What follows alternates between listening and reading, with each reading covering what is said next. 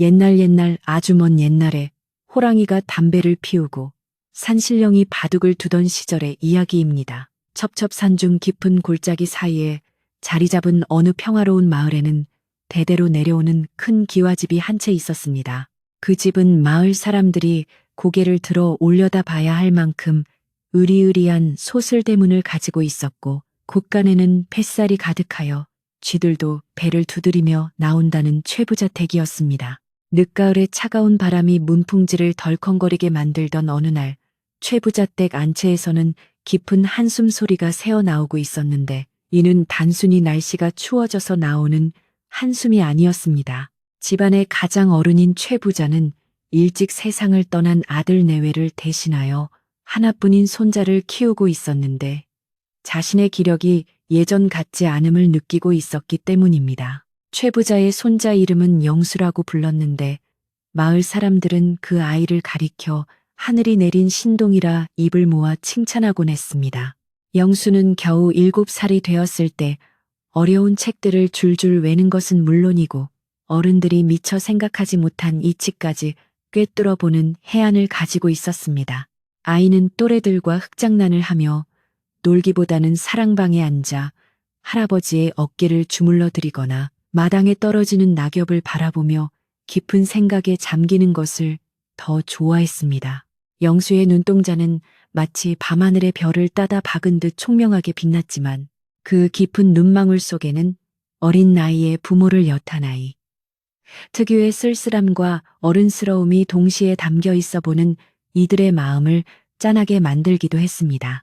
최 부자는 자신이 눈을 감기 전에 영수를 지켜줄 든든한 울타리를 만들어 주어야겠다고 결심하고 집안의 대소사를 관리하며 영수의 양아버지 역할을 해줄 사람을 구하기로 했습니다.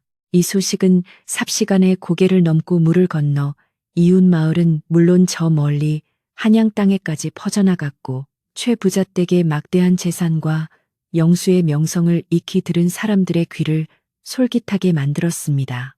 겉으로는 영수를 잘 보살피고 집안을 일으키겠다는 명분을 내세웠지만 사실 속으로는 최 부자 댁의 넓은 논밭과 가득 찬 곳간을 탐내는 자들이 대부분이었습니다. 최 부자는 몰려드는 사람들을 보며 기대감보다는 걱정이 앞섰지만 그래도 혹시나 진흙 속에 진주 같은 인물이 있을까 하여 대문을 활짝 열어두었습니다.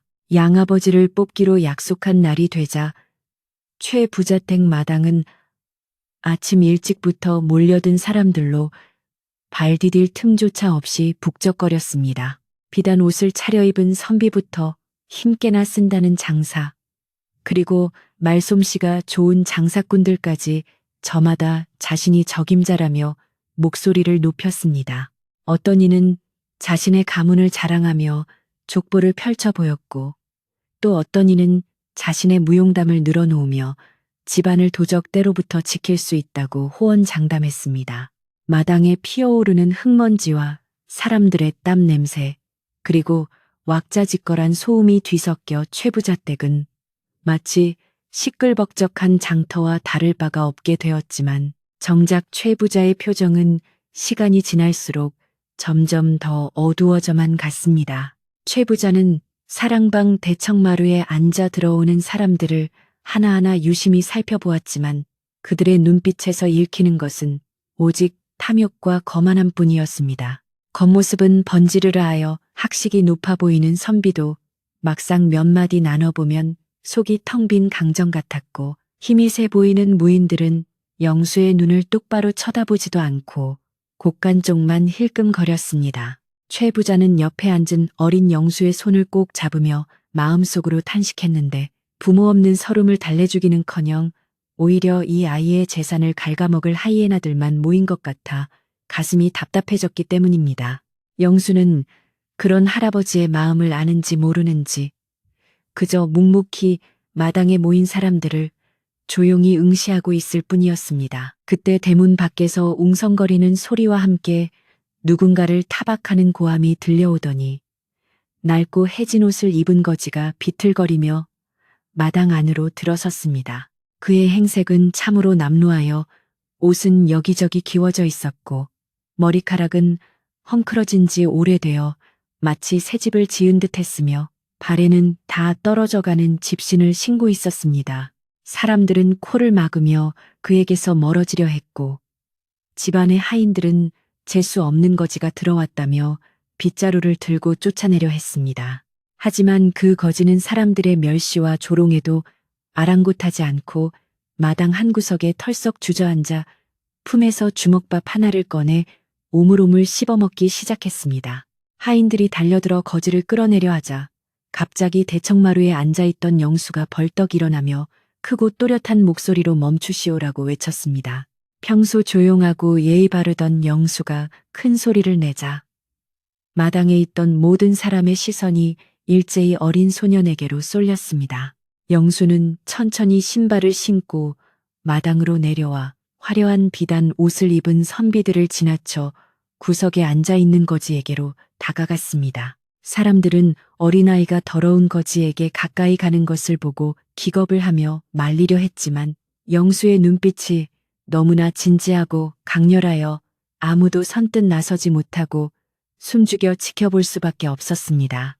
영수는 거지 앞에 멈춰서서 그를 빤히 내려다보았고 거지 또한 밥을 먹다 말고 고개를 들어 영수와 눈을 마주쳤습니다. 거지의 얼굴은 때가 꼬질꼬질하여 본래의 피부색을 알아보기 힘들 정도였지만 헝클어진 머리카락 사이로 보이는 그의 눈빛만은 이상하리만치 깊고 고요했습니다.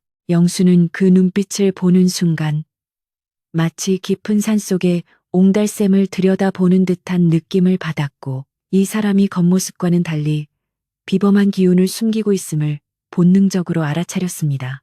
영수는 잠시 숨을 고르더니 주머니에서 깨끗한 손수건을 꺼내 거지의 입가에 묻은 밥풀을 조심스럽게 닦아주었는데 이는 보는 이들을 경악하게 만들기에 충분했습니다. 거지는 어린 소년의 돌발 행동에 잠시 놀란 듯 눈을 크게 떴으나 이내 허허 웃으며 꼬마 도련님, 내 옷에서 냄새가 날 텐데 어찌 이리 가까이 오시오? 라고 물었습니다. 영수는 그 물음의 대답 대신 거지의 거친 손을 자신의 고사리 같은 두 손으로 꼭 잡으며 떨리지 않는 목소리로 말했습니다. 어르신, 식사는 입으로 하시는 것이지 옷으로 하시는 것이 아니니 냄새가 난들 무슨 상관이겠습니까? 저는 지금 어르신의 옷을 보는 것이 아니라 어르신의 눈을 보고 있습니다. 영수의 당돌하면서도 뼈 있는 말에 주변에 있던 어른들은 얼굴이 화끈거림을 느꼈고 거지는 흥미롭다는 듯 입가에 묘한 미소를 지었습니다. 최 부자는 손자의 기이한 행동에 당황하여 마루에서 내려와 급히 다가오며 영수야, 거긴 더러우니 어서 이리 오너라. 손님들이 보고 계시지 않느냐 라고 타일렀습니다. 하지만 영수는 할아버지의 말에도 거지의 손을 놓지 않고 오히려 더욱 힘주어 잡으며 결심이 선 듯한 표정을 지었습니다. 영수는 마당에 모인 수많은 사람과 할아버지를 향해 몸을 돌린 뒤 그 누구도 예상하지 못한 충격적인 선언을 하기에 이르렀습니다. 할아버지, 그리고 여기 모인 여러분, 저는 오늘 제 양아버지가 될 분을 찾았습니다. 저는 바로 이분을 제 아버지로 모시겠습니다. 영수의 손가락이 정확하게 냄새나는 거지를 가리키자 마당은 순식간에 찬물을 끼얹은 듯 정적에 휩싸였습니다. 사람들은 자신의 귀를 의심하며 웅성거리기 시작했고 어떤 선비는 최 부자 댁 손자가 드디어 미쳤구나. 천재라더니 헛똑똑이었어. 라며 비웃음을 터뜨렸습니다. 최 부자 역시 너무나 놀라 입을 다물지 못하고 비틀거리며 영수야, 그게 무슨 말이냐. 저 사람은 동냥을 하러 온 거지일 뿐이다. 저런 사람을 어찌 내 아비로 모신단 말이냐 라고 소리쳤습니다. 하지만 영수는 흔들림 없는 눈빛으로 할아버지를 바라보며 차분하게 설명했습니다. 할아버지, 아까부터 이곳에 오신 분들은 모두 우리 집의 기와와 곶감만을 바라보았습니다.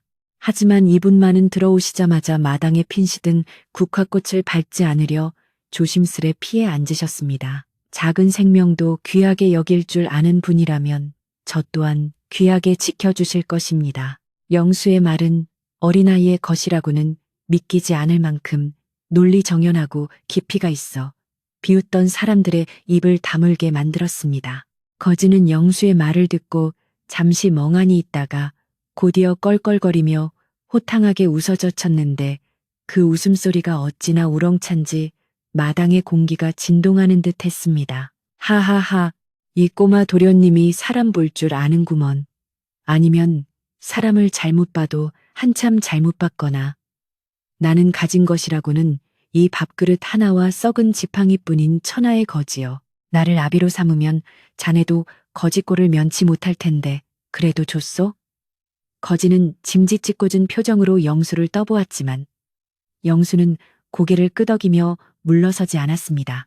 최 부자는 손자의 고집이 보통이 아님을 누구보다 잘 알고 있었기에 난감한 표정으로 이마를 짚으며 깊은 고민에 빠졌습니다. 평소 영수가 하는 말이나 행동에는 항상 그만한 이유가 있었고 결과적으로 틀린 적이 거의 없었기에 무조건 반대할 수도 없는 노릇이었습니다. 주변의 사람들은 저런 미친 짓을 두고 볼 거냐라며 혀를 찼지만 최 부자는 영수의 눈에서 확고한 의지를 읽었습니다. 결국 최 부자는 긴 한숨을 내쉬며 영수야, 네 뜻이 정그러하다면 일단 이분을 사랑방으로 모시도록 해라. 하지만 정식으로 받아들이는 것은 며칠 지켜본 후에 결정하겠다 라고 한 발 물러섰습니다. 이 결정에 마당에 있던 후보자들은 불만을 터뜨리며 항의했지만 최 부자는 단호하게 하인들에게 명하여 손님들을 배웅하게 했습니다.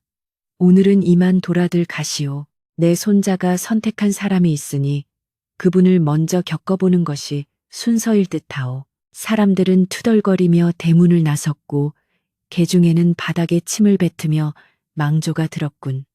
망조가 들었어. 라고 저주를 퍼붓는 이도 있었습니다. 순식간에 왁자지껄하던 마당은 썰물처럼 사람들이 빠져나가고 찬바람만이 파란이 불어와 마른 낙엽을 굴렸습니다. 이제 마당에는 최 부자와 영수 그리고 얼떨결에 끌려 들어온 거지 셋만이 덩그러니 남게 되었습니다. 거지는 자신을 사랑방으로 안내하는 하인들을 따라가면서도 계속해서 영수를 힐끔거렸는데 그의 눈빛에는 호기심과 알 수 없는 흥미로움이 가득했습니다. 그는 사랑방에 들어가자마자 아이고 따뜻한 아랫목이 얼마만인가 라며 벌러덩 드러 누워버렸고 방 안은 순식간에 고약한 냄새로 가득 찼습니다. 하인들은 코를 쥐며 인상을 찌푸렸지만 영수는 직접 물동이를 들고 와서 거지의 발을 씻겨 드리려 했습니다. 거지는 화들짝 놀라 발을 빼며 아니 도련님 이게 무슨 짓이오? 내 발은 내가 씻을 테니 그만두시오 라고 만류했지만 영수는 아버지가 되실 분인데 이 정도는 당연합니다. 라며 고집을 피웠습니다. 그날 밤 최 부자 댁의 사랑방 불은 늦도록 꺼지지 않았고 마을 사람들은 삼삼오오 모여 앉아 낮에 있었던 기막힌 사건을 이야기하느라 밤가는 줄 몰랐습니다. 최 부자 댁 손자가 귀신에 홀린 게 틀림없어.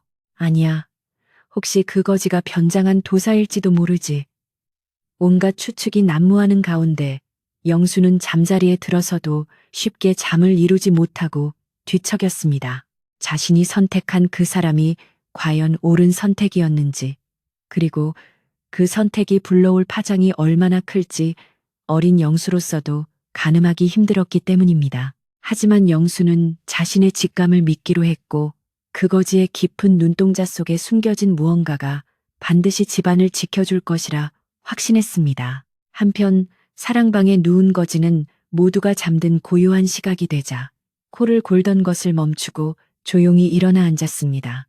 그의 눈빛은 낮에 보였던 장난스러운 기색은 온데간데 없고 매섭고 날카로운 빛을 띠고 있었습니다. 그는 창호지 문의 구멍을 뚫어 밖을 살피며 어둠 속에 잠긴 최 부자 댁의 전경을 훑어보았습니다. 허허, 맹랑한 꼬마 녀석. 나를 알아보다니. 이 집에 심상치 않은 기운이 감도는데 과연 내가 이곳에서 무엇을 보게 될지 궁금하구나. 그는 혼잣말을 중얼거리며 품속 깊은 곳에 숨겨두었던 낡은 천에 쌓인 묵직한 물건을 만지작거렸습니다. 그것은 달빛을 받아 희미하게 빛나고 있었는데 그 정체는 아무도 알 수 없었습니다. 다음 날 아침부터 최 부자댁은 거지를 목욕시키고 새 옷을 입히느라 한바탕 전쟁을 치렀습니다. 씻겨 놓으니 제법 훤칠한 키에 다부진 체격이 드러났지만 거지는 여전히 양반 흉내는커녕 마당을 어슬렁거리며 하품만 해댔습니다. 그는 영수가 공부하는 글방 앞을 지나가며 큰 소리로 공자왈, 맹자왈, 그게 밥 먹여주나 라며 핀잔을 주기도 하고 부엌에 들어가 누룽지를 훔쳐먹다 참모에게 들켜 도망치기도 했습니다. 하인들은 저런 천박한 사람이 어떻게 우리 도련님의 아버지가 되느냐라며 수군거렸고 최 부자 또한 점점 자신의 결정에 회의를 느끼기 시작했습니다. 하지만 영수만은 그런 거지의 행동을 보며 묘한 미소를 지을 뿐 전혀 실망하는 기색이 없었습니다. 영수는 거지를 아버지라 부르지 않고 허서방님이라 부르기로 했는데 이는 거지가 자신의 성이 허시라고만 밝혔기 때문이었습니다. 허서방은 영수가 공부를 하든 말든 상관하지 않고 낮잠을 자거나 뒷산에 올라가 새총으로 새를 잡으며 소일했습니다. 그러던 어느 날 허서방이 뒷산에서 잡아온 램을 영수에게 구워주며 물었습니다. 도련님, 저기 담장 너머에서 우리를 훔쳐보는 눈들이 얼마나 많은지 아시오? 내가 보기엔 이 집은 꿀단지 같아서 곰이고 멧돼지고 다 달려들 기세라오. 영수는 허서방이 건네준 핵고기를 받아들며 그래서 제가 허서방님을 붙잡은 것입니다. 멧돼지를 잡으려면 사냥꾼이 필요하니까요. 라고 대답했습니다. 두 사람의 대화가 깊어갈 무렵 대문 밖에서 시끌벅적한 소리와 함께 낯선 방문객들이 들이닥쳤습니다. 그들은 최 부자의 먼 친척이라 주장하는 사람들이었는데 그 선두에는 눈매가 사납고 욕심이 덕지덕지 붙은 조카 김 씨가 서 있었습니다. 김 씨는 들어오자마자 마당에 있는 허서방을 보고 코웃음을 치며 이자가 소문으로만 듣던 그 거지 양반인가. 최 부자 어르신이 노망이 나셔도 단단히 나셨군. 이라며 비아냥거렸습니다. 그의 뒤로는 험상 있게 생긴 하인들이 몽둥이를 들고 서 있었고 집안의 평화롭던 공기는 순식간에 깨져버리고 말았습니다. 김 씨는 최 부자가 있는 안채로 성큼성큼 걸어가며 소리쳤습니다. 숙부님, 제가 왔습니다. 집안 꼴이 이게 뭡니까? 어디서 굴러먹던 개뼈다귀 같은 놈을 들이시다니요. 제가 이 집안을 바로잡으러 왔으니 당장 저놈을 내치십시오. 최 부자는 김 씨의 무례한 태도에 기가 막혀 말을 잇지 못했고 영수는 불안한 눈빛으로 허서방을 바라보았습니다. 하지만 허서방은 여전히 군다리를 뜯으며 김 씨를 향해 어이쿠 멧돼지가 벌써 나타났네? 라고 빈정거릴 뿐 전혀 겁먹은 기색이 없었습니다. 김 씨는 허서방의 태도에 격분하여 하인들에게 눈짓을 주었고 덩치 큰 사내들이 허서방을 에워싸기 시작했습니다. 긴장감이 감도는 가운데 영수는 앞으로 닥쳐올 시련이 만만치 않음을 직감했습니다. 이것은 단순히 양아버지를 드리는 문제가 아니라 집안의 운명을 건 한판 승부가 시작되었음을 알리는 신호탄이었습니다. 바람이 더욱 세차게 불어와 마당에 흙먼지를 일으켰고 최 부자댁의 앞날에는 짙은 먹구름이 들이우기 시작했습니다. 마당에 들어선 조카 김 씨의 고함 소리는 평화롭던 최 부자댁의 기와지붕을 들썩이게 만들 만큼 요란하고 거칠었습니다. 그는 마치 자신이 이 집의 주인이라도 된 것처럼 하인들을 부리며 짐을 풀게 했고 흙발로 사랑방 갯마루에 올라서서 허서방을 노려보았습니다. 김 씨의 뒤를 따라 들어온 낯선 사내는 비단 도포를 입고 갓을 쓰고 있었지만 그 눈빛이 뱀처럼 차갑고 교활하여 보는 사람으로 하여금 본능적인 거부감을 일으키게 했습니다. 김 씨는 으름장을 놓으며 최 부자에게 다가가 숙부님, 제가 한양에서 용하다는 박선비를 모셔왔습니다. 글이면 글, 예법이면 예법, 모르는 것이 없는 분이니 저런 거지. 나불행이는 당장 내쫓으십시오. 라고 거칠게 몰아붙였습니다. 최 부자는 조카의 막무가내 태도에 기가 질려 얼굴이 하얗게 질렸지만 집안의 어른으로서 채통을 지키기 위해 떨리는 손으로 수염을 쓸어내리며 진정하려 애썼습니다. 허서방은 험악한 분위기 속에서도 짐짓 겁먹은 신읒을 하며 영수의 뒤로 슬금슬금 몸을 숨겼는데 그 모습이 영락없는 겁쟁이 같아 보였습니다. 그는 영수의 옷자락을 붙잡고 도련님, 저 아저씨들은 눈이 참 무섭구려. 나를 잡아먹으려고 온 호랑이들인가 보. 라며 능청스럽게 몸을 떨었습니다. 영수는 그런 허서방의 손을 꽉 잡아주며 김씨를 향해 또렷한 목소리로 말했습니다.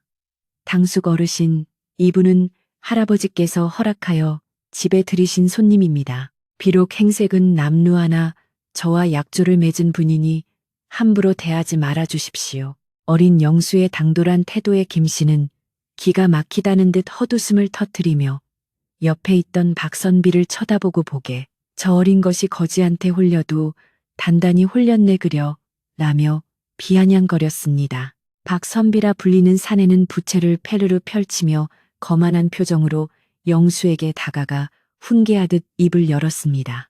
이복의 도련님 사람을 볼 때는 그 격식을 봐야 하는 법이네. 똥 묻은 개가 어찌 봉황의 둥지에 들 수 있겠는가.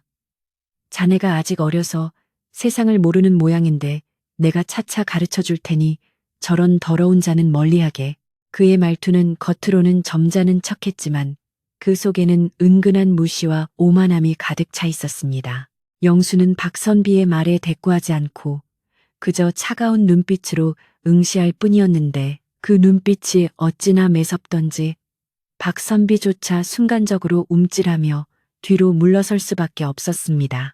최 부자는 더 이상의 소란을 막기 위해 중재에 나섰고 김 씨와 박선비는 사랑방 건너편의 별채에 머물게 되었습니다. 이날부터 최 부자 댁에는 보이지 않는 전쟁이 시작되었는데 김 씨는 틈만 나면 허서방을 괴롭히고 쫓아낼 궁리를 했습니다. 김 씨는 하인들을 시켜 허서방에게 밥 대신 식은 죽을 주게 하거나 빨래터에 가서 안악들의 빨래를 돕게 하는 등 양반으로서는 상상도 할 수 없는 모욕적인 일들을 시켰습니다. 하지만 허서방은 불평 한마디 없이 싱글벙글 웃으며 그 모든 일을 해냈는데 빨래 방망이질을 어찌나 찰지게 잘하는지 빨래터 안악들이 혀를 내두를 정도였습니다. 그는 아이고 내 팔자가 상팔자네. 밥 주고 재워주니 일하는 게 당연하지. 라며 콧노래까지 흥얼거려 그를 골탕 먹이려던 김 씨의 속을 오히려 뒤집어 놓았습니다. 허서방의 이런 태도는 김 씨 일당에게는 바보처럼 보였지만 영수의 눈에는 비범한 인내심으로 비쳤습니다. 한편 김 씨는 집안에서만 분란을 일으키는 것으로 성에 차지 않았는지 마을 장터로 나가 헛소문을 퍼뜨리기 시작했습니다. 그는 주막에 앉아 술을 들이키며 사람들에게 우리 숙부님이 노망이 들어 거지를 상전으로 모시고 있다네. 집안의 곳간 열쇠가 곧 그 거지놈 손에 넘어갈 판이야. 라며 거짓말을 늘어놓았습니다. 마을 사람들은 처음에는 반신반의했지만 김 씨가 워낙 그럴듯하게 말을 꾸며대고 술까지 사주며 인심을 쓰자 점차 그 말을 믿기 시작했습니다. 사람들은 최 부자 댁이 이제 끝장인가 보네. 그 똑똑하던 영수 도련님도 거지 꾀임에 넘어갔다니 측지라며 수군거렸고 이 소문은 발없는 말이 되어 천리를 가듯 온 고을로 퍼져나갔습니다. 최 부자 댁의 오랜 하인들도 술렁이기 시작했는데 특히 새로 들어온 박선비가 하인들을 불러 모아놓고 자신의 학식을 뽐내며 허서방을 헐뜯었기 때문입니다. 박선비는 무릇 군자는 향기가 나야 하거늘 저 자에게서는 똥물 냄새만 진동하니 어찌 사람이라 하겠느냐라며 혀를 찼습니다. 하인들 사이에서는 허서방을 무시하는 파와 그래도 영수 도련님이 선택한 사람이니 지켜보자는 파로 나뉘어 다툼이 일어났습니다.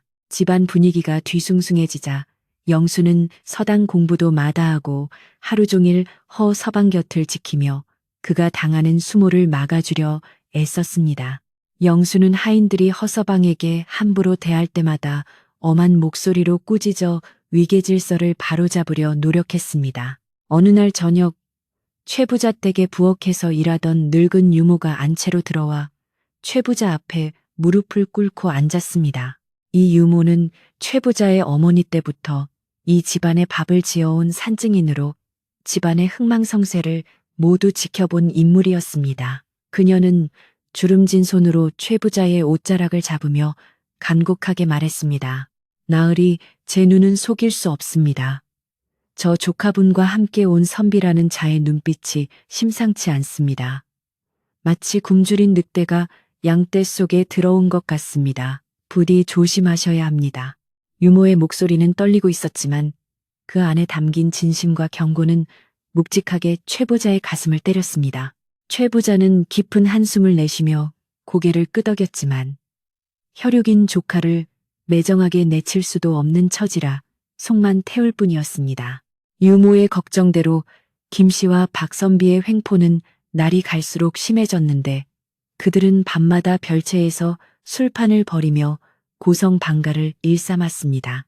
비싼 안주를 요구하며 부엌 하인들을 들들 볶았고 마음에 들지 않으면 그릇을 집어 던지며 행패를 부렸습니다. 반면 허서방은 사랑방 구석진 방으로 밀려나 찬바람이 들어오는 곳에서 잠을 청해야 했지만 단 한 번도 불평하지 않았습니다. 그는 오히려 밤늦게까지 깨어있는 영수에게 다가와 도련님, 밤이 깊었으니 어서 주무시오. 호랑이가 물어가도 모를 만큼 푹 자야 키가 큽니다. 라며 이불을 덮어주곤 했습니다. 영수는 그런 허서방의 투박한 손길에서 돌아가신 아버지의 온기를 느끼며 불안한 마음을 다잡을 수 있었습니다. 그러던 중 박선비가 영수의 실력을 시험해보겠다며 마당에 멍석을 깔고 공개적으로 문제를 내는 일이 벌어졌습니다. 그는 마을 사람들까지 구경 오게 하여 영수를 망신주고 자신의 권위를 세우려는 속셈이었습니다. 박선비는 거드름을 피우며 하늘천, 따지 이런 건 아이들 장난이고 자네가 진정 천재라면 이난해한 시 구절을 해석해보게나 라며 어려운 한시를 읊었습니다. 그것은 어른들도 해석하기 힘든 난해한 문장들이었지만 영수는 잠시 생각에 잠기는가 싶더니 청산유수처럼 막힘없이 뜻을 풀이하고 오히려 그 시에 담긴 오류까지 지적해냈습니다. 구경하던 마을 사람들은 영수의 명석함에 감탄하며 박수를 보냈고 박선비의 얼굴은 홍당무처럼 붉게 달아올랐습니다. 망신을 당한 박선비는 분을 이기지 못하고 씩씩거리며 허서방에게 화풀이를 했습니다. 마당 한 구석에서 빗자루질을 하고 있던 허서방에게 다가가 내 이놈, 네가 도련님을 잘못 가르쳐서 어른을 공경할 줄 모르는 것이 아니냐 라며 빗자루를 빼앗아 허서방의 종아리를 후려쳤습니다. 허서방은 아이고 나으리 잘못했습니다요. 저는 까막눈이라 글자도 모릅니다요. 라며 넙죽 엎드려 빌었지만 그 눈빛만은 차갑게 빛나고 있었습니다. 영수가 달려와 박선비를 막아서며 어찌 죄 없는 사람을 때리십니까? 이것이 선비가 할 짓입니까? 라고 소리치자 박선비는 이 집안은 위아래도 없구나 라며 침을 뱉고 돌아섰습니다. 이 사건으로 인해 마을 사람들은 영수의 총명함을 다시 한번 확인했지만 동시에 최 부자 댁의 불화가 심각함을 알게 되었습니다. 김 씨는 박선비가 영수에게 당한 것을 만회하기 위해 더 악랄한 계획을 세웠는데 바로 허서방을 도둑으로 모는 것이었습니다. 그는 하인들을 매수하여 집안의 물건이 하나둘 없어지고 있다는 소문을 퍼뜨리게 했고 허서방이 짐을 뒤지는 것을 봤다는 거짓 증언까지 만들어냈습니다. 어느 날 아침 김 씨는 사랑방에서 뛰쳐나와 내 귀한 옥관자가 없어졌다. 분명 이 집안의 좀도둑이 든 게야 라며 소란을 피웠습니다. 그는 하인들을 시켜 허서방의 방을 뒤지게 했고 미리 숨겨두었던 엽전 꾸러미가 허서방의 보찜에서 나오자 이 도둑놈, 내 이럴 줄 알았다 라며 회심의 미소를 지었습니다. 허서방은 억울함을 호소하는 대신 그저 멍하니 엽전 꾸러미를 바라보며 어라? 저게 왜 내 짐에 들어있지? 귀신이 고칼 노릇이네 라며 어리둥절한 표정만 지었습니다. 최 부자가 달려와 사태를 파악하려 했지만 증거가 너무나 명백하여 할 말을 잃었습니다.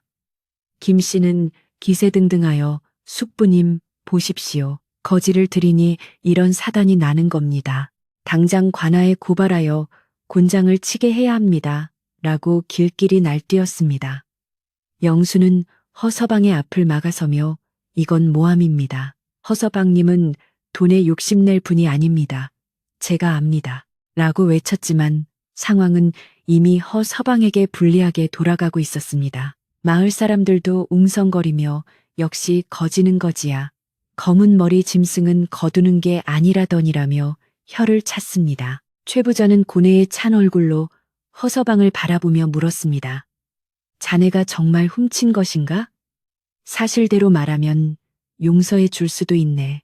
최 부자의 목소리에는 실망감과 일말의 기대가 섞여 있었습니다. 하지만 허서방은 변명 대신 그저 묵묵부답으로 일관하다가 이내 제가 훔쳤다고 믿으시면 훔친 것이겠지요.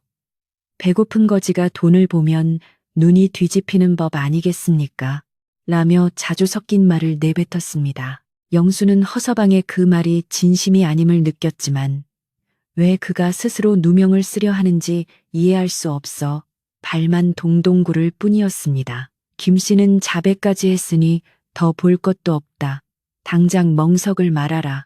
라고 소리쳤습니다. 그때 집안의 가장 어른인 유모가 다시 나섰습니다.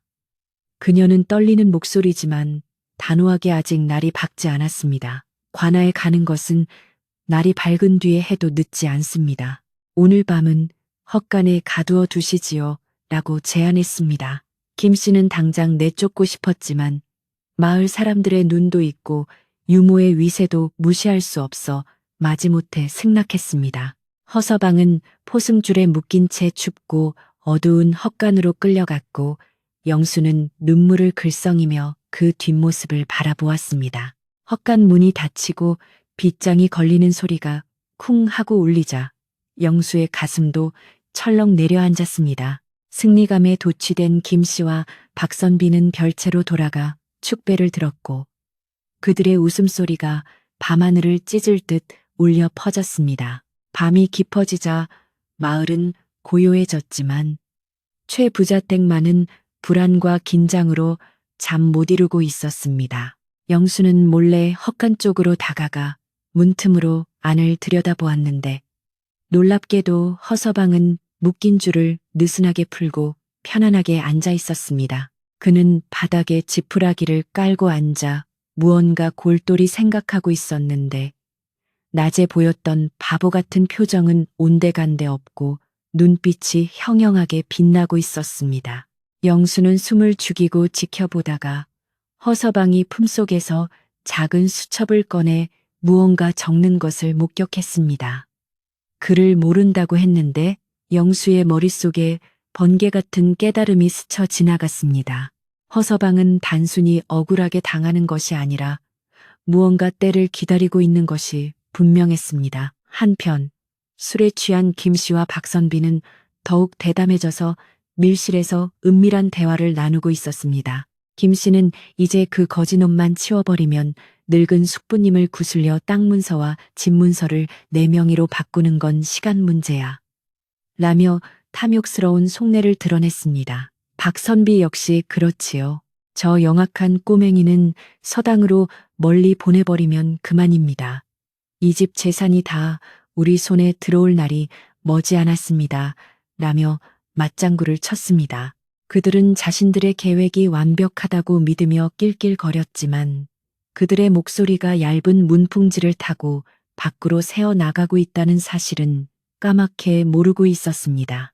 어둠 속에서 누군가가 그들의 대화를 엿듣고 있다는 사실 또한 알지 못했습니다. 다음 날 새벽 찬서리가 하얗게 내린 마당에는 다시금 긴장감이 감돌았습니다.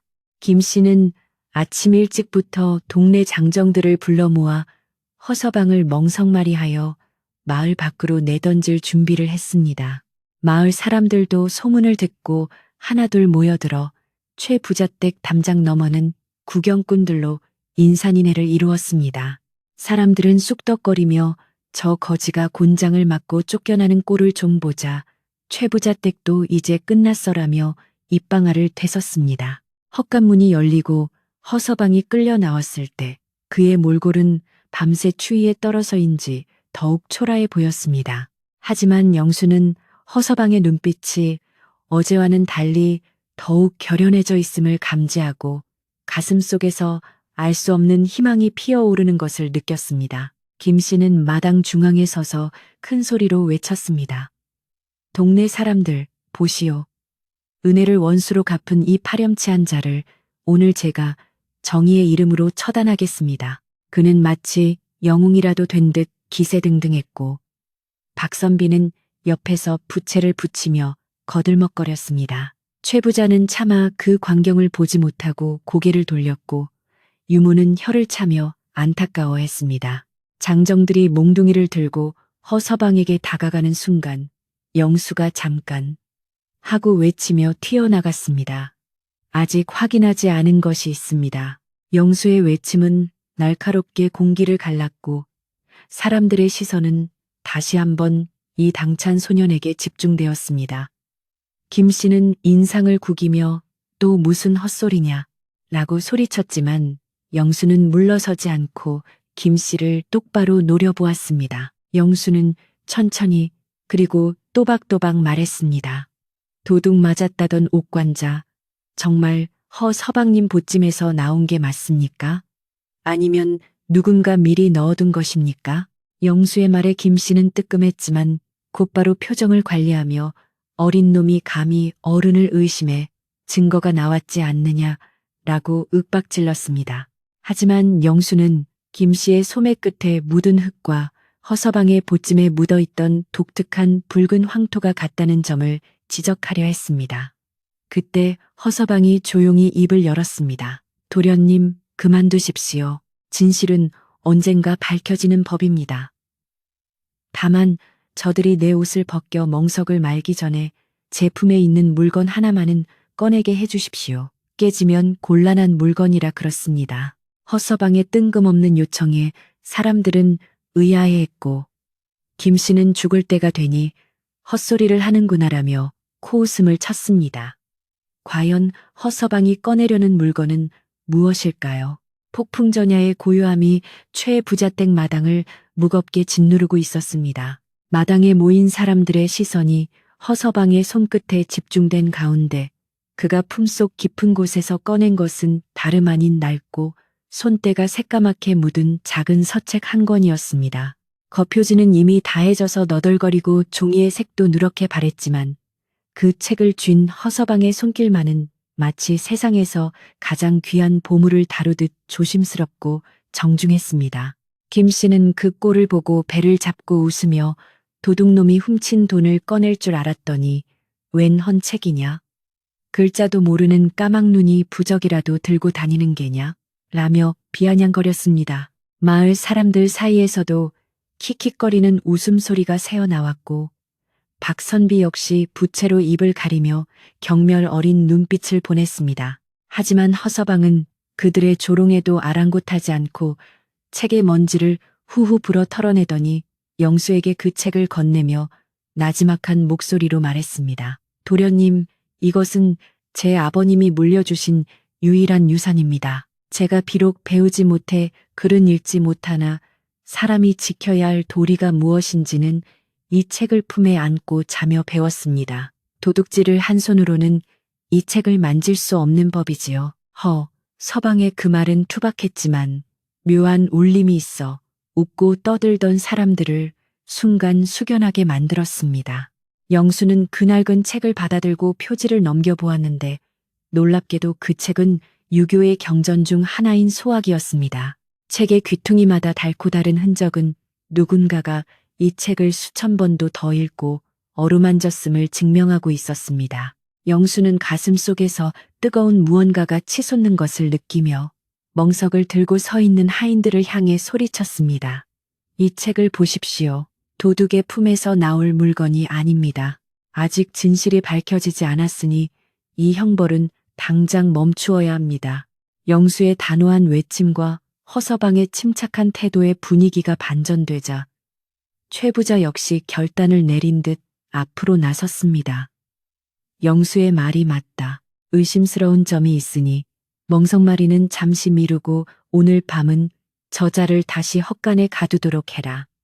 내일 날이 밝는 대로 관아에 가서 시시비비를 가릴 것이다. 김 씨는 다 잡은 고기를 놓쳤다는 생각에 분통을 터뜨렸지만 마을 사람들의 여론이 술렁이고 숙부인 최 부자의 태도가 완강하자 더 이상 고집을 부릴 수 없었습니다. 그는 바닥에 침을 쾅 뱉으며 하루 더 산다고 죄가 없어지나? 내일이면 내 놈은 관아 형틀에 매달려 곤장을 맞게 될 것이다 라고 악담을 퍼부었습니다.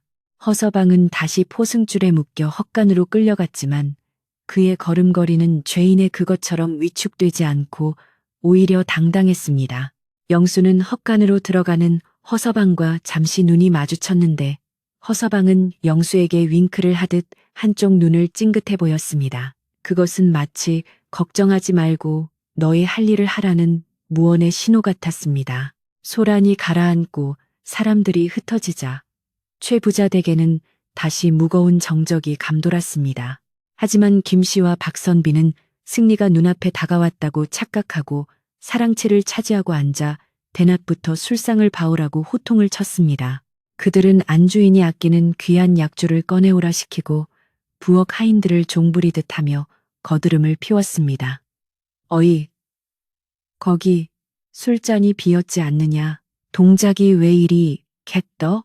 박선비는 술에 취해 얼굴이 불구죽죽해져서는 가끈을 풀어헤치고 비스듬히 누워 노래까지 흥얼거렸습니다. 그 모습은 고고한 선비의 자태와는 거리가 멀어도 한참 먼 시정잡배의 모습 그 자체였습니다. 최 부자는 안채에서 들려오는 그들의 고성방가에 한숨만 푹푹 내쉬며 조상님 볼 면목이 없다며 가슴을 쳤습니다. 영수는 사랑채 마루 밑에 숨어 그들의 추태를 낱낱이 지켜보고 있었습니다. 술이 몇 순배 돌자 그들의 입에서는 방심한 탓인지 본색이 드러나는 말들이 튀어나오기 시작했습니다. 김 씨가 킬킬거리며 말했습니다. 박형, 그 솜씨 한번 대단하오. 어찌 그리 감쪽같이 훔쳐서 그 거지놈 보찜에 넣어두었소?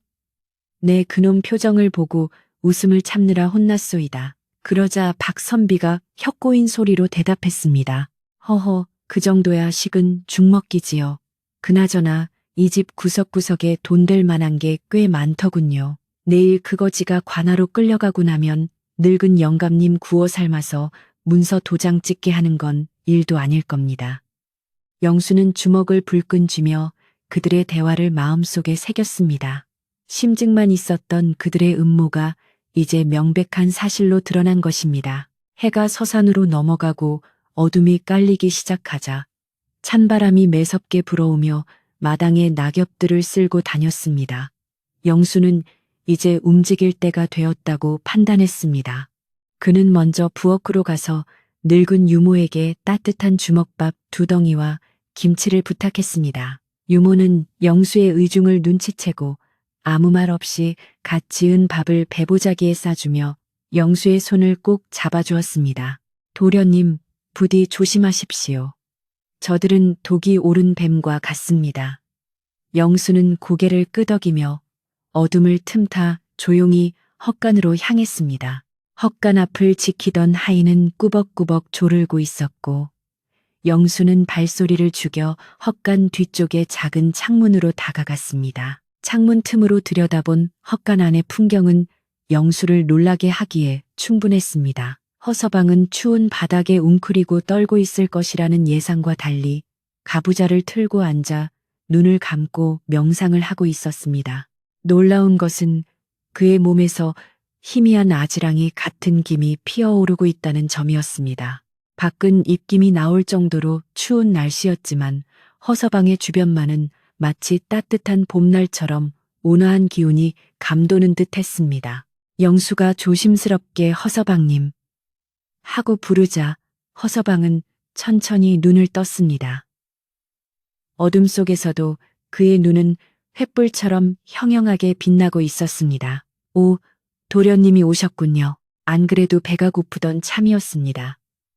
허서방은 언제 그랬냐는 듯 다시 능청스러운 말투로 돌아와 웃어 보였습니다. 영수는 창문 틈으로 주먹밥을 건네며 속삭였습니다.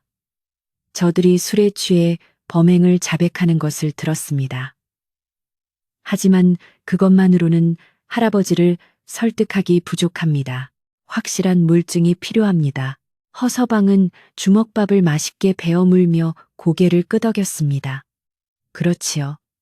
놈들은 교활하여 말만으로는 빠져나갈 구멍을 만들 겁니다. 도련님, 혹시 등잔 밑이 어둡다는 말을 아십니까? 영수는 허서방의 뜬금없는 질문에 의아해하며 되물었습니다. 등잔 밑이라니요?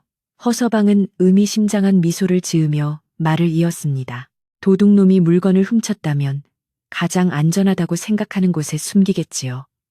남의 눈에는 잘 띄지 않으면서도 자기가 언제든 확인할 수 있는 곳 말입니다. 그리고 아까 김 씨의 신발에 묻어있던 붉은 흙. 우리 집 마당 흙은 누런 황토인데 붉은 흙은 어디에만 있습니까? 영수의 머릿속에 번개 같은 깨달음이 스쳐 지나갔습니다. 집 뒤편 오래된 사당 옆에는 붉은 진흙이 많은 언덕이 있었습니다. 그리고 그곳은 김 씨가 머무는 별채의 뒷문과 바로 연결되는 곳이었습니다. 아, 사당 뒤 언덕. 영수가 작게 소리치자 허서방은 검지를 입에 대며 쉿 하는 신획을 했습니다. 서두르십시오. 놈들이 술에 그아떨어진 지금이 기회입니다. 하지만 조심해야 합니다. 쥐새끼도 궁지에 몰리면 사람을 무니 반드시 어른과 함께 가십시오. 영수는 허서방의 조언을 깊이 새기며 결의에 찬 눈빛으로 고개를 끄덕이고 어둠 속으로 사라졌습니다. 허서방은 멀어지는 영수의 뒷모습을 보며 흐뭇한 표정으로 중얼거렸습니다. 허허, 될성부른 나무는 떡잎부터 알아본다더니 정말 대단한 아이로구나. 영수는 곧장 안채로 달려가 늙은 유모를 찾았습니다. 유모는 영수의 설명을 듣고는 놀라움과 함께 결연한 표정을 지었습니다. 도련님, 제가 앞장서겠습니다. 이 늙은이의 눈으로 똑똑히 확인해야겠습니다. 영수와 유모는 호롱불을 들고 조심스럽게 별채 뒤편으로 향했습니다. 밤바람이 거세게 불어 호롱불이 위태롭게 흔들렸지만 두 사람의 발걸음을 멈출 수는 없었습니다. 사당 뒤편 붉은 흙 언덕에 도착한 영수는 바닥을 유심히 살폈습니다. 과연 누군가가 최근에 땅을 파헤친 듯 흙이 부석부석하고 그 위에 덮어놓은 낙엽들이 부자연스럽게 흐트러져 있었습니다. 유모가 호미를 가져와 조심스럽게 땅을 파내기 시작했습니다. 긴장감에 숨이 막힐 듯한 시간이 흐르고 틱 하는 소리와 함께 호미 끝에 무언가 딱딱한 것이 걸렸습니다. 유모가 흙을 걷어내자 흙투성이가 된 비단 보자기 하나가 모습을 드러냈습니다. 떨리는 손으로 보자기를 풀자 그 안에는 집안에서 없어졌다던 은수저 세트와 옷가락지 그리고 최 부자가 아끼던 벼루등이 고스란히 들어 있었습니다. 김 씨와 박선비가 나중에 챙겨가기 위해 허서방에게 누명을 씌우고 이곳에 파묻어 둔 것이 분명했습니다. 유모는 천벌을 받을 놈들 이라며 치를 떨었고 영수는 차가운 분노와 함께 안도감을 느꼈습니다. 이제 그들의 가면을 벗길 확실한 증거를 손에 넣은 것입니다. 하지만 영수는 여기서 멈추지 않았습니다. 그는 증거물을 다시 잘 싸서 품에 안은 뒤 유모에게 말했습니다. 이것만으로는 부족합니다. 저박선비라는 자의 정체도 밝혀야 합니다. 영수는 유모에게 증거물을 안전한 곳에 보관해달라고 부탁하고 다시 사랑채로 향했습니다. 술에 취해 인사불성이 된 김 씨와 박선비는 코를 골며 자고 있었고 방 안은 술 냄새와 음식 냄새로 진동했습니다. 영수는 숨을 죽이고 방 안으로 들어가 박선비의 짐꾸러미를 살폈습니다. 엉망으로 흐트러진 짐 속에서 꼬깃꼬깃한 편지 한 통이 나왔는데 겉봉에는 한양 왈자패 두목에게라고 적혀 있었습니다. 영수가 편지를 펼쳐 읽어보니 그 내용은 가관이었습니다. 시골 늙은이 하나 속이는 건 일도 아니오. 한몫 단단히 챙겨서 올라갈 테니 기생집 예약이나 해두시오. 글씨체는 지렁이가 기어가는 듯 형편없었고 맞춤법조차 엉망이었습니다. 이로써 모든 것이 명확해졌습니다. 박선비는 선비가 아니라 글 좀 아는 사기꾼이었고 김 씨는 그런 자와 결탁하여 집안의 재산을 가로채려 한 것이었습니다. 영수는 편지를 품에 넣고 방을 빠져나왔습니다. 밖으로 나오자 차가운 새벽 공기가 영수의 뜨거운 얼굴을 식혀주었습니다. 밤하늘에는 별들이 총총히 빛나고 있었고 영수는 그 별들을 바라보며 다짐했습니다. 내일 아침 모든 것을 바로잡겠습니다. 아버지, 어머니, 지켜봐 주세요. 영수의 눈빛은 그 어느 때보다 강인하고 맑게 빛났습니다. 다음 날 아침 최 부자댁의 기상은 평소와 달랐습니다. 닭이 울기도 전에 영수는 하인들을 시켜 마당을 깨끗이 쓸게 하고 안채 대청마루에 자리를 마련했습니다. 최 부자가 잠에서 깨어나오자 영수는 정갈한 옷차림으로 큰 절을 올리며 말했습니다. 할아버지, 오늘 아침에는 특별히 드릴 말씀이 있습니다. 집안의 모든 식솔과 마을 어르신들, 그리고 당숙 어르신과 박 선비님까지 모두 마당으로 모시게 해주십시오. 허 서방님의 죄를 묻기 전에 반드시 보여드려야 할 것이 있습니다. 최 부자는 손자의 비장한 표정을 보고 심상치 않은 일이 일어날 것임을 직감하고 고개를 끄덕여 허락했습니다. 곧이어 종이 울리고 사람들이 하나둘 마당으로 모여들기 시작했습니다. 숙취로 인해 탄한 눈을 한 김 씨와 박선비는 짜증 섞인 표정으로 나오며 아침부터 무슨 난리냐며 투덜거렸습니다. 헛간에서 끌려 나온 허서방은 여전히 포승줄에 묶인 채였지만 그의 표정은 마치 소풍 나온 아이처럼 여유로웠습니다. 마을 사람들도 소문을 듣고 담장 너머로 고개를 내밀며 구경할 준비를 했습니다. 영수는 대청마루 중앙에 서서 모인 사람들을 천천히 둘러보았습니다. 그의 손에는 어젯밤 찾아낸 비단 보자기와 편지가 굳게 들려 있었습니다.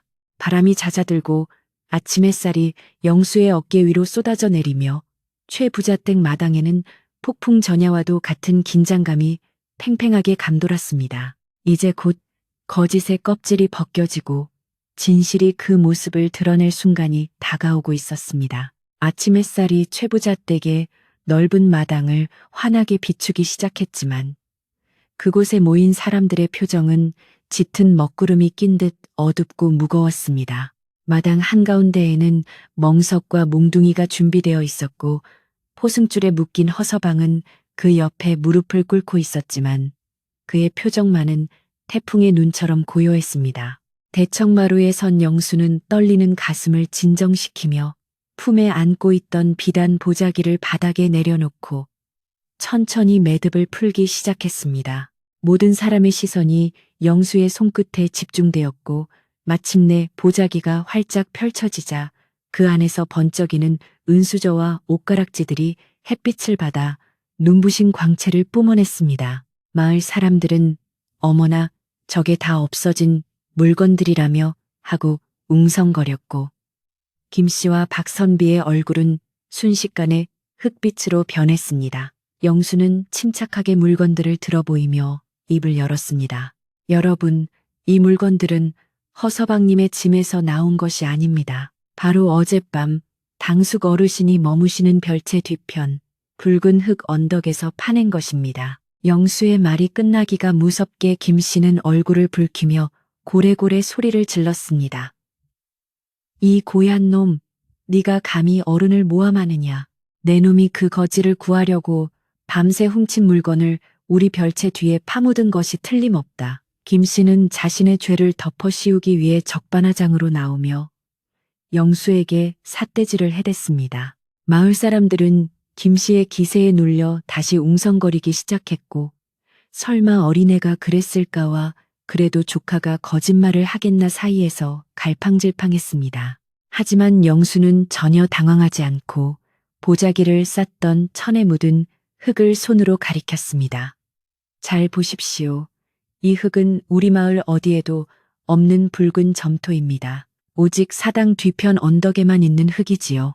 그리고 어제 당숙 어르신이 신고 오신 신발 밑창을 한번 보십시오. 아직 털어내지 못한 붉은 흙이 그대로 묻어 있을 것입니다. 사람들의 시선이 일제히 김 씨의 발끝으로 향하자 김 씨는 화들짝 놀라며 발을 뒤로 숨기려 했습니다. 그 옹졸한 행동은 오히려 사람들의 의심을 확신으로 바꾸어 놓기에 충분했습니다.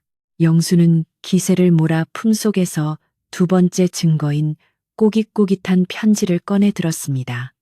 그리고 여기 또 하나의 증거가 있습니다. 학식 높은 선비라 자칭하던 박선비님이 한양에 있는 왈자패 두목에게 보낸 편지입니다. 영수가 편지를 펼쳐 읽어내려가자 그 내용은 너무나 천박하고 저속하여 듣는 사람들의 귀를 의심케 했습니다. 시골 늙은이 등쳐먹기 식은 죽먹기다. 한탕 크게 하고 올라갈 테니 술상이나 봐둬라라는 구절이 낭독될 때마다 마을 사람들의 입에서는 탄식과 분노가 터져 나왔습니다. 최 부자는 충격에 몸을 휘청거렸고 유모가 급히 부축해야만 했습니다. 박선비는 사색이 되어 부채로 얼굴을 가리며 그건 조작이다. 내가 쓴 글이 아니다. 저 아이가 나를 질투하여 꾸며낸 짓이다라고 발악했습니다.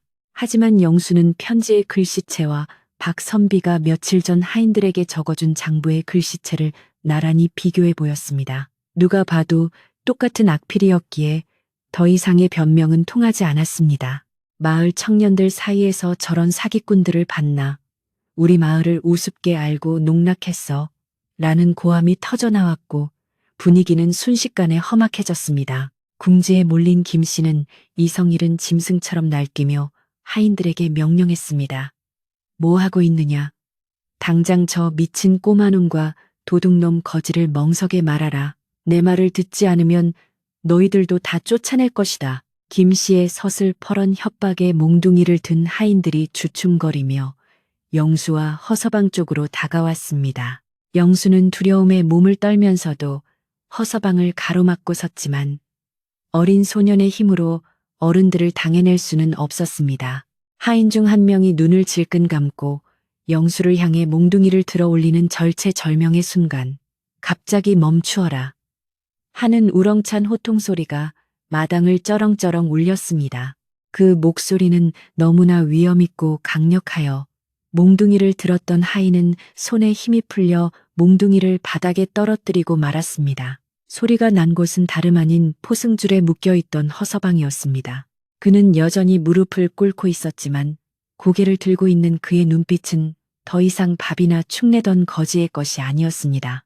허서방은 묶여있던 포승줄에 힘을 주더니 기압 소리와 함께 흡 하고 몸을 비틀었습니다. 그러자 굵은 동아줄이 마치 썩은 지푸라기처럼 툭툭 끊어져 나가 바닥에 흩어졌습니다. 사람들은 그 믿을 수 없는 광경에 입을 딱 벌리고 얼어붙었습니다. 자리에서 천천히 일어나는 허서방의 모습은 마치 거대한 산이 솟아오르는 듯한 위압감을 주었습니다. 그는 헝클어진 머리를 쓸어 넘기고 옷매무새를 다듬으며 김씨와 박선비를 향해 싸늘하게 웃었습니다.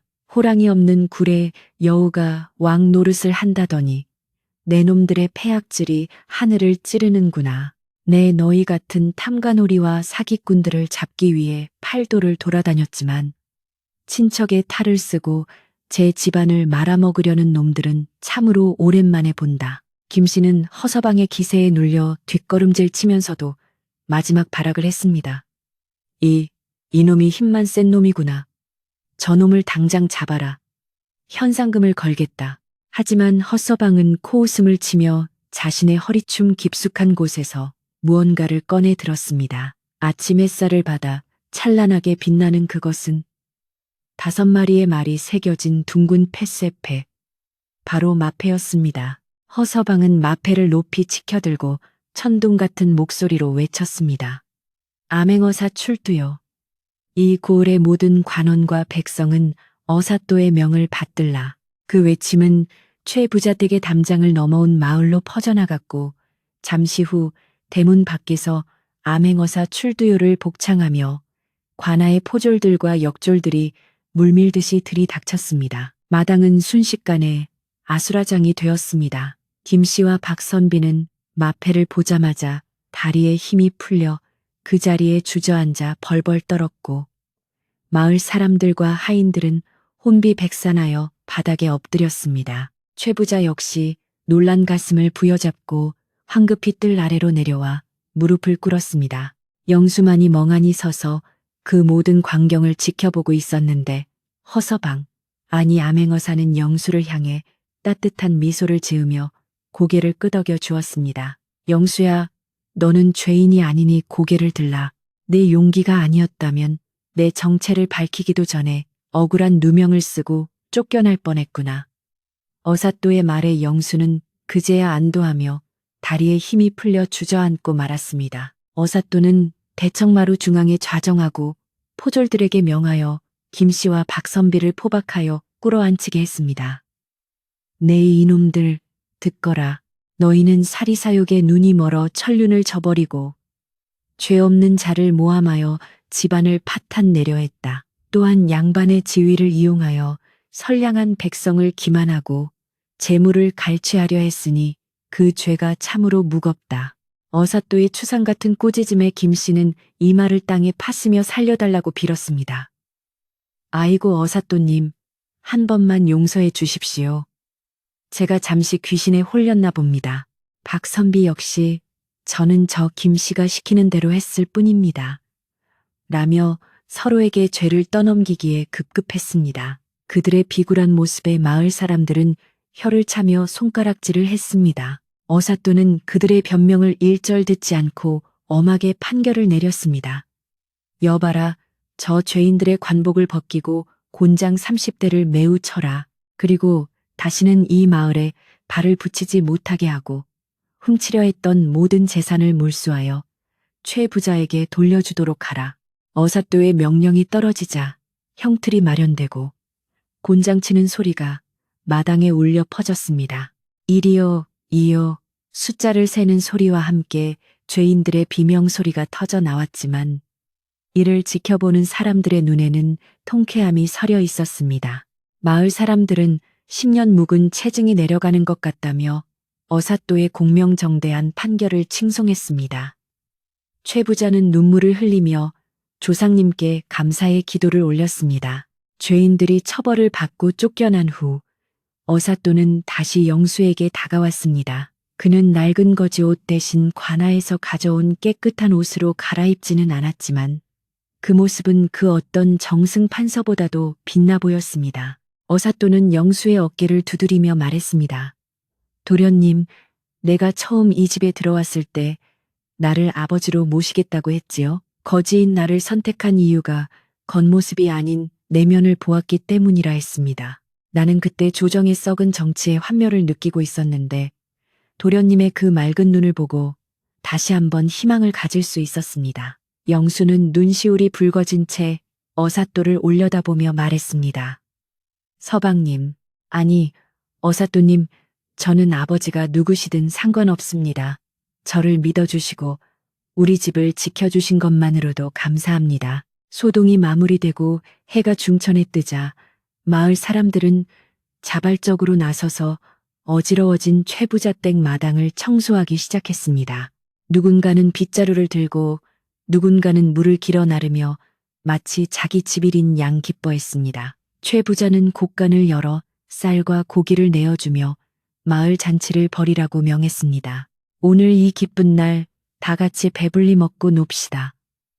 우리 영수 덕분에 그리고 귀하신 어사또님 덕분에 우리 집이 살았습니다. 부엌에서는 다시 고소한 음식 냄새가 피어오르고 아낙네들의 웃음소리가 담장을 넘어 퍼져나갔습니다. 흉흉했던 집안의 공기는 봄눈 녹듯 사라지고 따뜻하고 활기찬 기운이 그 자리를 채웠습니다. 어사또는 사랑방으로 돌아가 잠시 휴식을 취하려 했지만 최 부자가 찾아와 큰 절을 올리며 감사를 표했습니다. 어사또님, 누추한 곳에서 이런 봉변을 당하게 해드려 송구합니다. 부디 노여움을 푸시고 며칠 더 묵어 가시지요. 어사또는 껄껄 웃으며 최 부자를 일으켜 세웠습니다. 어르신, 별 말씀을 다 하십니다. 제가 이 집 밥을 축낸 게 얼만데요. 오히려 제 정체를 숨기느라 어르신 속을 태운 죄가 큽니다. 그리고 영수는 정말 보물 같은 아이입니다. 잘 키우시면 훗날 나라의 큰 기둥이 될 제목입니다. 두 사람은 마주 앉아 차를 나누며 지난 며칠간의 소동을 안주 삼아 담소를 나누었습니다. 긴장이 풀린 최 부자의 얼굴에는 오랜만에 편안한 미소가 피어올랐습니다. 해질 무렵이 되자 마을 잔치는 절정에 달했습니다. 마당 한가운데에는 멍석 대신 풍성한 밥상이 차려졌고 돼지 잡는 소리와 풍악 소리가 어우러져 흥겨움을 더했습니다. 영수는 어사또의 옆에 딱 붙어 앉아 떨어질 줄을 몰랐습니다. 마을 아이들도 어사또가 신기한지 주위를 빙빙 돌며 구경했고 어사또는 아이들에게 떡을 나눠주며 인자한 할아버지 미소를 지었습니다. 그는 거지 행색을 했을 때와 다름없이 소탈하고 유쾌하여 마을 사람들과 격에 없이 어울렸습니다. 자자, 술 한 잔 받으시오. 오늘만큼은 어사또가 아니라 이 마을의 식객 커서방이요. 그의 호탕한 건배 제의에 모두가 환호하며 술잔을 높이 들었습니다. 밤이 깊어지면서 잔치의 열기는 조금씩 가라앉았지만 사람들의 마음속에 남은 따뜻한 온기는 식을 줄 몰랐습니다. 악당들은 사라졌고 정의는 바로 섰으며 의심과 탐욕으로 얼룩졌던 집안은 다시 사랑과 신뢰로 채워졌습니다. 영수는 밤하늘의 밝은 달을 쳐다보며 자신의 선택이 틀리지 않았음을, 그리고 진실은 반드시 승리한다는 것을 가슴 깊이 새겼습니다. 옆에서 콧노래를 흥얼거리는 어사또의 든든한 어깨에 기대어 영수는 그 어느 때보다 평온함을 느꼈습니다. 이제 남은 것은 이 모든 이야기를 아름답게 매듭 짓는 일뿐이었습니다. 바람결에 실려오는 밥 짓는 냄새와 사람들의 도란거리는 소리가 자장가처럼 들려오는 평화로운 밤이었습니다. 소란스러웠던 폭풍이 지나가고 맞이한 최부자 댁의 아침은 그 어느 때보다 투명하고 고요했습니다. 지난밤 마을을 떠들썩하게 했던 암행어사 출두의 여운이 가시지 않은 듯 기와 지붕 위에 내려앉은 하얀 서리조차 숨을 죽이고 있는 듯 했습니다. 동쪽 산마루에서 붉은 해가 솟아오르자 마당 구석구석에 남아있던 어둠의 그림자가 걷히고 대신 따스한 햇살이 그 자리를 채우기 시작했습니다. 김씨 일당이 파헤쳐 놓았던 붉은 흙언덕은 하인들이 부지런히 움직여 다시 평평하게 다져놓았고 깨진 기와 조각이나 술병들이 뒹굴던 사랑채 주변도 말끔하게 치워져 본래의 정갈한 모습을 되찾았습니다. 집안의 늙은 감나무 가지에 앉은 까치 한 쌍이 반가운 손님이라도 부르듯 깍깍거리며 울어대니 그 소리가 청아하여 듣는 이의 마음까지 상쾌하게 씻어주는 듯 했습니다. 안채 부엌에서는 이른 새벽부터 구수한 밥 짓는 냄새와 국 끓이는 연기가 피어올라 담장을 넘고 있었습니다. 며칠 동안 악당들의 횡포에 길을 펴지 못했던 부엌 식구들은 이제야 얼굴에 화색이 돌며 신바람 나게 움직였습니다.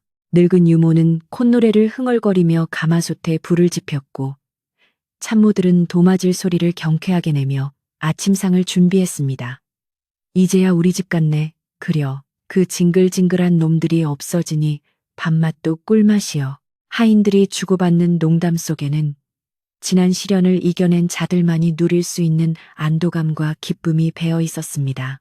영수는 일찍 일어나 마당을 거닐며 평온을 되찾은 집안의 풍경을 하나하나 눈에 담았습니다. 불어오는 바람은 여전히 차가웠지만 그 속에 담긴 기운은 더 이상 매섭지 않고 오히려 시원하게 느껴졌습니다.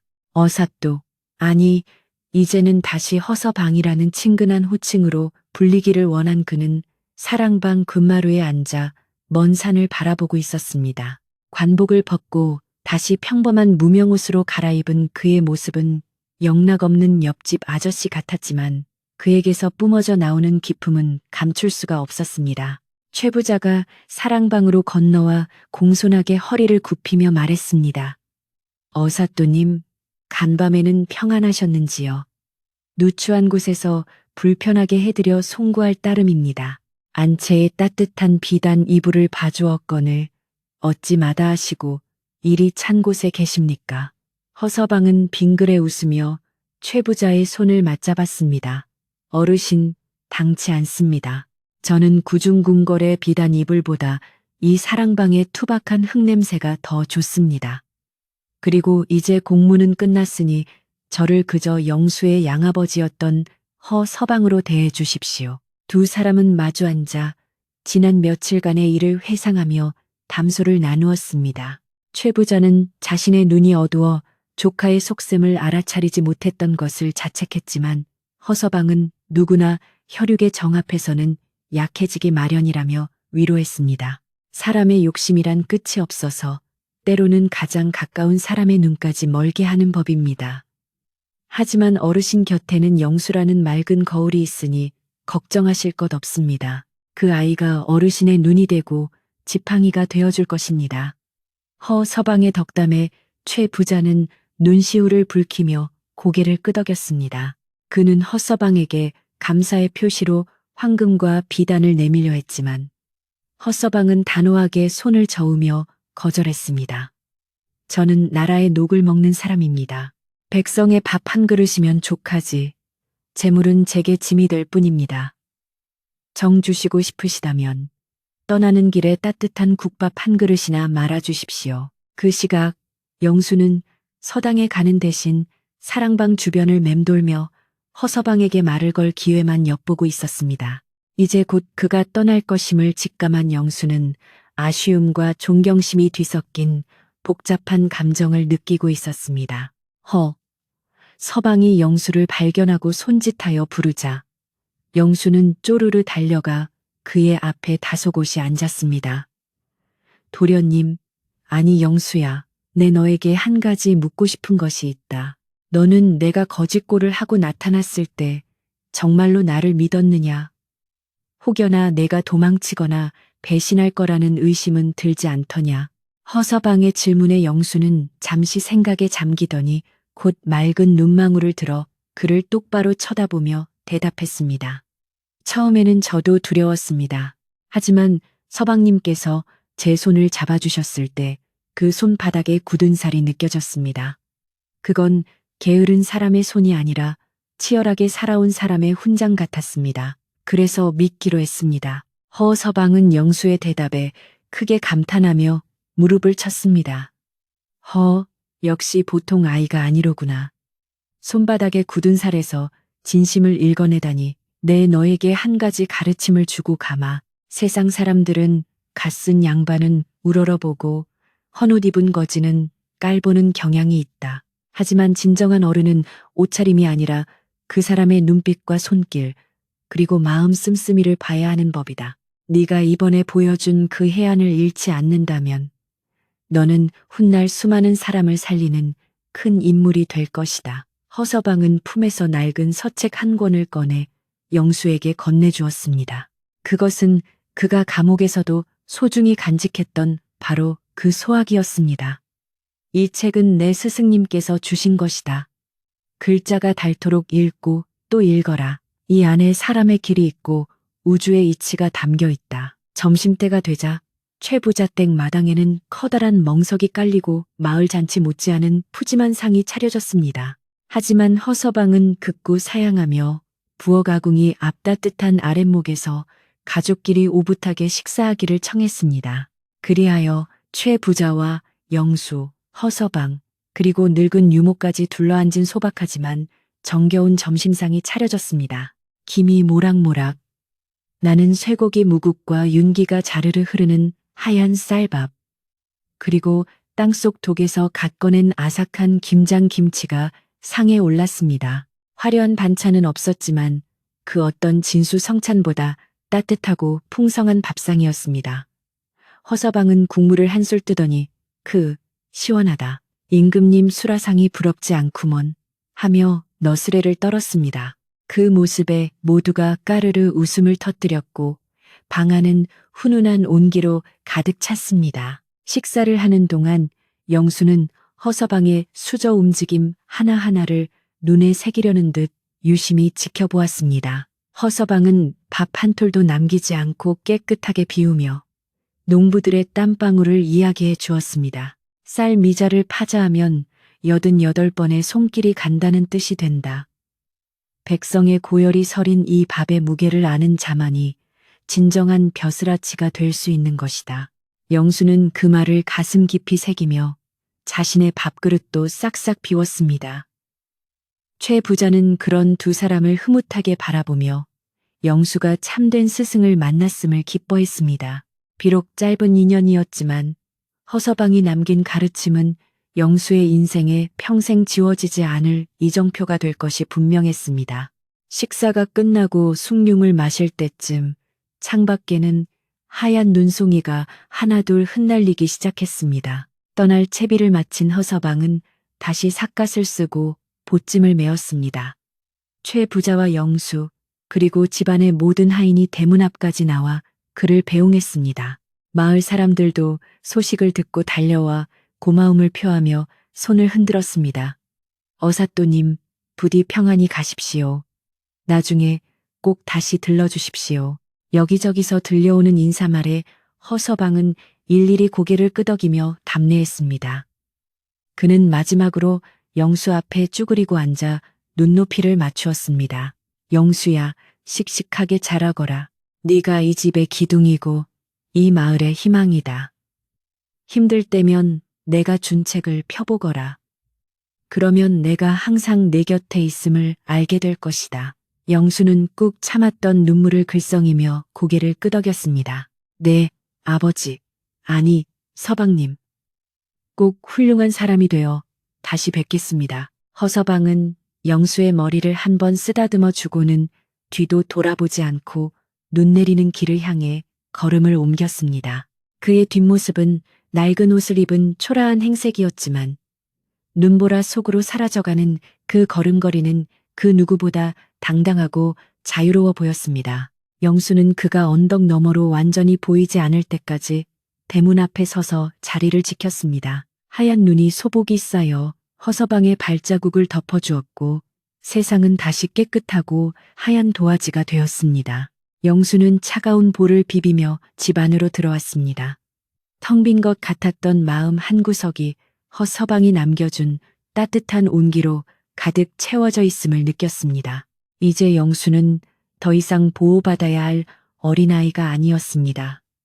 스스로 집을 지키고 사람을 품을 줄 아는 의젓한 소년으로 성장해 있었습니다. 그날 밤 최 부자 댁은 오랜만에 깊고 편안한 잠에 빠져들었습니다. 사랑방의 문풍지는 여전히 바람에 떨렸지만 그 소리는 더 이상 불안하게 들리지 않고 마치 자장가처럼 들려왔습니다. 최 부자는 따뜻한 아랫목에 누워 조상님께 감사의 기도를 올리다 스르르 잠이 들었고 하인들도 고된 하루를 마무리하고 단잠에 빠졌습니다. 영수는 허서방이 머물던 방에 누워 그가 남기고 간 소학책을 가슴에 품었습니다. 책에서 나는 묵은 종이 냄새와 허서방 특유의 흙냄새가 섞여 묘한 안도감을 주었습니다. 창밖에는 한방눈이 펑펑 쏟아져 온 세상을 포근하게 감싸 안았고 영수의 꿈속에서는 허서방이 다시 나타나 환하게 웃으며 함께 연을 날리고 있었습니다. 세월이 흘러먼 훗날 영수는 과거에 장원 급제하여 나라의 큰 재상이 되었고 백성들을 위한 훌륭한 정치를 펼쳤다고 합니다. 그는 항상 낡은 책 한 권을 곁에 두고 어려운 일이 닥칠 때마다 거지 아버지와의 추억을 떠올리며 초심을 잃지 않았다고 전해집니다. 그리고 가끔 눈이 많이 내리는 겨울밤이면 따뜻한 국밥 한 그릇을 상에 올려두고 누군가를 기다리는 듯 대문을 활짝 열어두곤 했답니다. 혹시라도 바람처럼 떠나간 그분이 다시 돌아와 따뜻한 아랫목에서 쉬어가기를 바라는 마음에서였겠지요. 지금도 그 마을에는 눈이 오는 날이면 어디선가 암행어사 출두요 하는 호탕한 목소리가 들리는 듯하다는 전설이 내려오고 있습니다. 착한 마음을 가진 사람에게는 복이 오고 진실은 언젠가 반드시 밝혀진다는 이 이야기는 긴 겨울밤 할머니의 무릎을 베고 잠드는 아이들의 꿈속으로 오래오래 이어졌습니다. 산과들이 모두 잠든 깊은 밤 타닥타닥 타오르는 모닥불 소리만이 정겨운 아주 옛날 옛적의 따뜻한 이야기였습니다.